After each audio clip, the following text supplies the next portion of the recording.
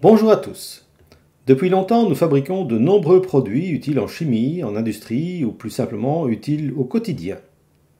C'est grâce à certaines réactions chimiques types que l'on doit la fabrication de ces produits. Dans ces produits, nous trouvons des oxydes, des hydroxydes, des acides, des sels, etc. Voyons comment s'opèrent ces réactions et en même temps les propriétés de ces différentes molécules. Voyons aussi ce qu'est la neutralisation acide-base, une combustion et le triangle du feu, ainsi que la dissociation ionique. Ceci correspond aux attendus de savoir et savoir-faire en vue du CTC ou certificat du tronc commun au terme de la 3e année secondaire. L'estomac produit lui-même de l'HCl ou acide chlorhydrique pour aider à dégrader la nourriture. Il arrive que cet acide, qui habituellement est neutralisé, attaque une paroi fragilisée de l'estomac. Il s'ensuit l'apparition d'un ulcère, c'est-à-dire une sorte de trou dans l'estomac qui peut être plus ou moins grave. Pour soigner cela, on prescrit parfois des antiacides qui vont neutraliser l'acide. L'antiacide prescrit contient parfois du MgOH ou hydroxyde de magnésium. Un hydroxyde est aussi appelé une base. Cette neutralisation est une réaction chimique. Voici la réaction de neutralisation. 2HCl plus MgOH donne MgCl plus H2O. Il y a une neutralisation car l'acide a été transformé grâce à la base en un sel et de l'eau. MgCl2 est bien un sel comme NaCl est aussi un sel. On reviendra un peu plus loin sur le principe de la neutralisation. Mais entre-temps, vous comprenez que l'on utilise des termes qui désignent certains types de molécules que nous allons apprendre au fur et à mesure. Par exemple, ici, HCl est un acide binaire. MgOH est un hydroxyde, on l'a déjà dit. MgCl2 est un sel binaire et l'eau, on connaît. Signalons que binaire veut dire qui contient 2 types d'atomes et ternaire voudra dire qui contient 3 types d'atomes. Alors, pour désigner les différentes catégories de corps chimiques, on utilise une nomenclature que voici. Elle n'est pas compliquée, il n'y a que 4 lettres. H désigne hydrogène, O oxygène, M un métal et X un non-métal. Et vous allez voir que ces lettres se combinent différemment pour former des catégories de corps chimiques. C'est ainsi qu'on désigne un acide binaire par HX. En effet, HCl est constitué d'hydrogène et d'un non-métal, ici le chlore. On peut classer dans cette catégorie des acides binaires un autre acide comme le sulfure d'hydrogène, H2S, à l'odeur caractéristique d'œuf pourri. L'hydroxyde, quant à lui, se désigne par MOH, et vous voyez que cette molécule est bien constituée d'un métal et d'un groupement hydroxyde ou OH.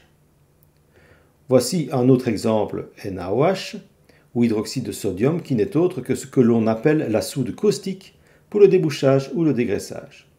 Puis, on désigne les sels binaires par MX, soit un métal et un non-métal. Mg est bien métal et Cl est bien non-métal. Autre exemple de sel binaire, NaF ou fluorure de sodium utile pour prévenir les caries dentaires. Et aussi, on obtient l'eau, qui est une molécule bien définie.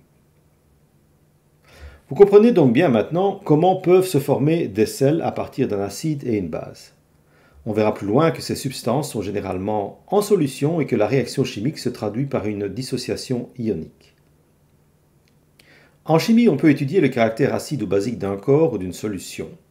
On utilise le bromothymol qui vire au jaune quand une solution est acide. On voit dans ce cas que le pH est inférieur à 7. Et il vire au bleu quand une solution est basique, avec donc un pH supérieur à 7. Si la solution est complètement neutre, donc dans le cas d'une neutralisation, la couleur est verte. Donc quelques gouttes de bromothymol auraient fait virer HCl vers le jaune et le MgOH vers le bleu. Alors que le sel binaire, MgCl2, aurait adopté la couleur verte. À propos de couleur, il faut savoir que dans la nature, l'acidité, par exemple de l'eau ou de la terre, peut influencer la flore.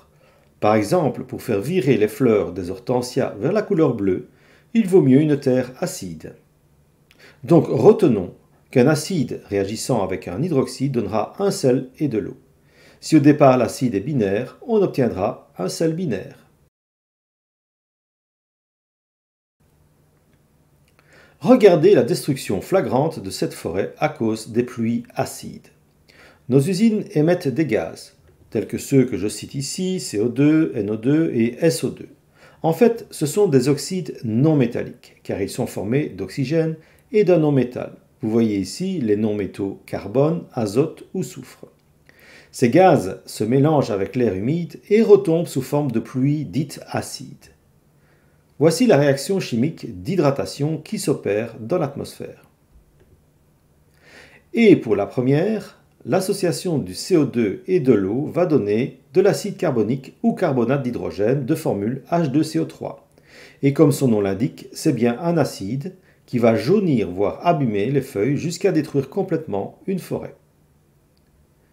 Voyez les autres formules, et cela donne donc autant d'acides destructeurs. Soit dit en passant, ces pluies acides abîment également les monuments. CO2, NO2, SO2 sont des oxydes non métalliques de formule XO, selon la nomenclature à droite. Puis l'acide carbonique, nitrique et sulfureux sont, eux, des acides ternaires, puisque constitués de 3 types d'atomes différents, acide car il y a H, et quand une molécule commence par un H, par l'hydrogène, il y a de fortes chances que ce soit un acide, soit binaire, soit ternaire. Et puis, il y a le groupement XO qui associe un non-métal avec l'oxygène. On sait maintenant aussi comment fabriquer un acide ternaire. Il faut de l'eau et un oxyde non métallique. Mais comment obtient-on l'oxyde non métallique lui-même ? En réalité, c'est ce qui se passe dans les usines. Voyons avec le soufre. Il s'agit d'une combustion, car la combustion est le fait qu'une molécule réagit avec de l'oxygène. Voici la réaction avec l'octasoufre, S8 plus 8O2 donne 8SO2. Il faut juste apporter de la chaleur et donc brûler le soufre avec une flamme bleue. On obtient donc du dioxyde de soufre, ce gaz suffocant, le même qu'un des gaz qui s'échappent des volcans. Voici les symboles et le modèle de la réaction. Un non-métal réagissant avec du dioxygène donnera un oxyde non métallique. Et comme on vient de le voir juste avant, un oxyde non métallique réagissant avec de l'eau donnera un acide ternaire ou oxyacide. Après la combustion d'un non-métal, voyons maintenant la combustion d'un métal. Prenons l'exemple du magnésium et après combustion, c'est-à-dire réaction avec de l'oxygène, on obtient de l'oxyde de magnésium, cette poudre blanche. La réaction est la suivante, et il faut aussi un apport de chaleur, une flamme si vous voulez. Donc nous avons bien un métal qui réagit avec du dioxygène, ce qui donne un oxyde métallique. Voici par ailleurs quelques mots sur la combustion. Pour qu'il y ait une combustion, il faut 3 éléments. Voici la réaction qui vient d'être vue, et chaque élément joue un rôle. Le magnésium, ici, est le combustible. Le combustible est l'élément qui, en se brûlant, produira de la chaleur, le plus souvent. Vous le savez, une combustion ne peut se faire sans la présence de l'oxygène, et dans ce cas-ci, ce dernier joue le rôle de ce qu'on appelle le comburant. Le comburant est l'élément qui, en se combinant avec un combustible, opère la combustion de ce combustible. Et puis, vous l'aurez compris, le troisième élément est l'apport de chaleur, donc une énergie d'activation de la réaction chimique, sachant que cette chaleur est ensuite auto-entretenue par le fait que le combustible brûle. C'est ce qu'on appelle le triangle du feu. Les 3 éléments sont absolument nécessaires, et la suppression ou la disparition de l'un des 3 éléments suffit à arrêter la combustion. D'ailleurs, si le combustible est complètement consumé, il n'y aura plus de combustion. C'est l'occasion aussi de rappeler que pour éteindre un feu, il y a plusieurs solutions. La première est la couverture anti-feu qui, posée sur le feu, va priver ce dernier du comburant, donc du dioxygène. Le feu va alors s'éteindre. La deuxième est l'usage de l'extincteur. Vous voyez ici 3 extincteurs différents. L'extincteur à eau servira juste à refroidir la combustion, donc diminuer le facteur apport de chaleur. L'extincteur à poudre polyvalente, lui, agira directement sur le combustible et son refroidissement, mais aussi sur le fait de priver le feu d'oxygène. Et puis l'extincteur à CO2, lui, privera essentiellement le feu d'oxygène. Ce gaz prendra la place de l'oxygène dans le processus de combustion, mais comme ce n'est pas un comburant, le feu va donc s'éteindre. Maintenant, revenons à notre oxyde de magnésium qui est un oxyde métallique. On peut l'hydrater, c'est-à-dire le mettre dans de l'eau distillée, et on obtiendra de l'hydroxyde de magnésium. Vous le voyez sous la réaction chimique, et on en a déjà parlé car il est utile pour soigner l'ulcère de l'estomac. Voici les éléments symbolisés selon la nomenclature. Un oxyde métallique qui réagit avec de l'eau donnera un hydroxyde, donc une base. Encore une parenthèse à propos de combustion. Il y a d'autres combustibles que les métaux ou non-métaux, par exemple les hydrocarbures comme le méthane ou CH4. Le méthane est donc un hydrocarbure et lorsqu'il brûle, il donne le fameux dioxyde de carbone et de l'eau. Le méthane est utilisé comme gaz de chauffage puisque ce combustible qui brûle produit aussi de la chaleur. Maintenant, parlons de la corrosion et en particulier de la réaction des acides sur les métaux. Vous voyez ici l'effondrement d'un pont en 1967, le Silver Bridge, dans l'Ohio, aux USA. C'est en effet un pont métallique et il a subi le phénomène de corrosion. Voici la réaction chimique d'un acide sur un métal et voici les symboles qui généralisent ce type de réaction. On voit qu'un acide binaire ou hydracide, donc pourvu de deux types d'atomes différents, en agissant sur un métal, donnera un sel aussi binaire de type MX plus de l'hydrogène. En laboratoire, la réaction chimique laissera effectivement apparaître des bulles de gaz, comme une effervescence, que l'on gardera dans l'éprouvette grâce au bouchon, et si l'on approche ensuite une allumette, en ayant enlevé le bouchon, on entendra une détonation qui est le signe de la combustion très rapide d'hydrogène. Si maintenant on avait fait réagir le même métal avec un acide ternaire ou oxyacide, on aurait obtenu un sel ternaire de type MXO. Voici la dissociation ionique dont nous parlions dans la neutralisation acide-base. Certaines réactions chimiques se passent en solution. Voici ici un exemple de solution aqueuse contenant soit un hydroxyde, NaOH, soit un acide, HCl, ou soit un sel, NaCl.